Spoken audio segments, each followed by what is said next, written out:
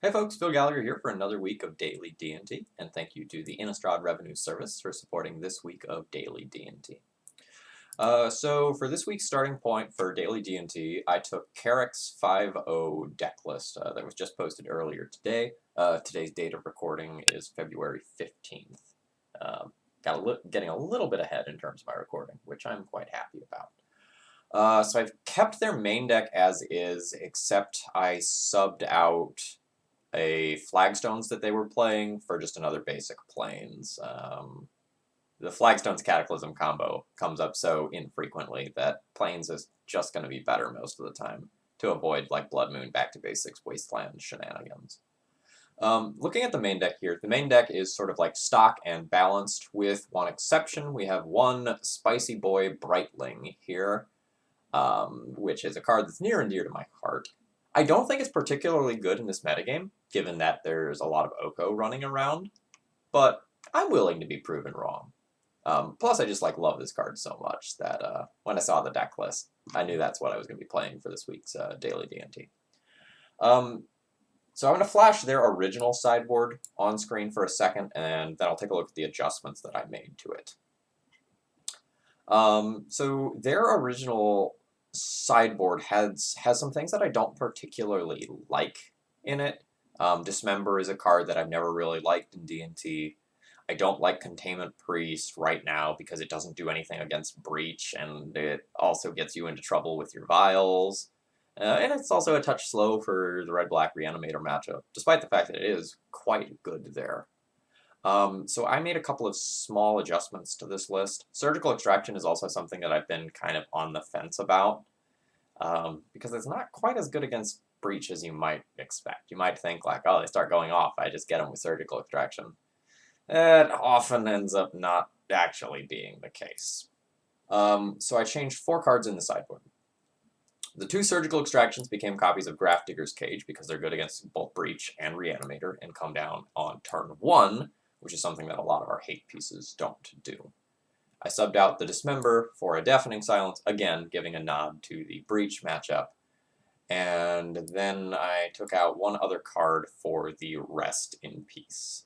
I'm not super comfortable leaving home without at least one copy of Rest in Peace. And you can make an argument that in some ways Rest in Peace isn't the ideal metagame card, but you're still going to play against these Delver decks that are graveyard reliant. You're still going to play against Tarmogoyfs, Knights of the Reliquaries, and things like that. So I just was not comfortable leaving home without one copy of Rest in Peace. And it's very possible that my second copy of Grafdigger's Cage that I've put in this deck should just be another copy of Rest in Peace. And let's just do that. I think I would just be a little bit more comfortable with the second copy of Rest in Peace. I think the Grafdigger's Cage is really good, so obviously I'm going to play it.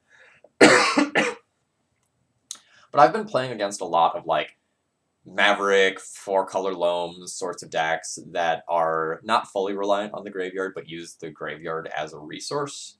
So just having those Rest in Pieces there makes me a little bit more comfortable. Other than that, the sideboard isn't particularly spicy, except for one of Elspeth's Son's Nemesis, which comes back from the graveyard. Grafdigger's Cage, get back in here. So that's the problem. In any grinding matchup where you would board in Rest in Peace, you also would board in Elspeth. Alright. So what am I going to do with this last slot, then? This is the first time I've actually troubleshot anything during a daily D&T deck tech, so forgive me. Because I want something that helps us deal with some of the green-based decks. Am I just going to put another Crusader in the sideboard now?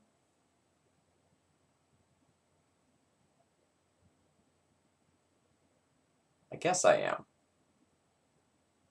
Because when I put the Rest in Peace back in the deck, I was thinking about things like Loam, Maverick, Grixis Delver. Alright. Let's add another one of these to the deck. Alright, so there we go. I don't know that this card is actually great. The escape cost is pretty high, and not having Rest in Peace in our deck may also be a real cost.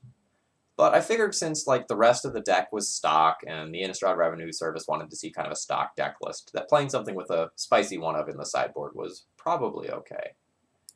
I'm just going to kind of think this out for a second. So we have 5 really good cards for Breach here, then another okay card, and something we can play if we want to get a little bit weird. Yeah, I think this is going to be fine.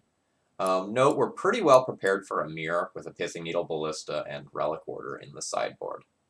Alright, let's go ahead and hop into match 1 then.